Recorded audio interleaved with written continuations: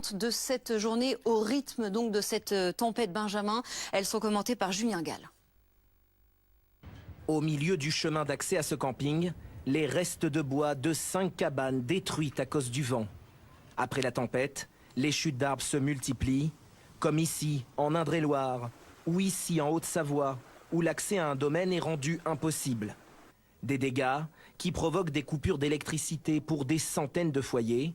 En Gironde, une branche a coupé 2 fils d'une ligne aérienne moyenne tension.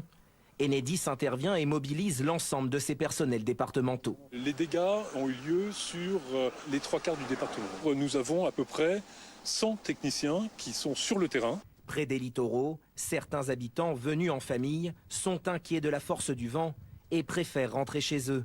Il faut être très prudent, voilà, pas prendre de risques et rester loin du bord de mer. Pour les personnes plus imprudentes, certains policiers municipaux ont été appelés pour sécuriser les digues. Quelques touristes qui sont là pour découvrir le littoral, qui ne connaissent pas vraiment, donc on est très, très vigilants. Les risques sont grands près de la mer, mais aussi au beau milieu de l'eau. Hier soir, ce bateau de pêche est tombé en panne au large de Ouistreham. Mais ce n'est que ce matin que les marins ont pu rejoindre la terre ferme, au terme d'une opération de sauvetage très délicate. Ce qu'on n'avait pas trop prévu, on l'avait anticipé, mais pas à ce point-là, c'était le temps. Il a fait vraiment très mauvais cette nuit.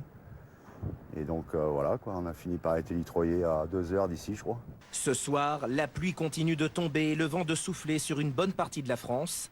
À Nantes, les autorités ont anticipé la journée de demain. Certains parcs ont été fermés et de nombreux trains ont été supprimés.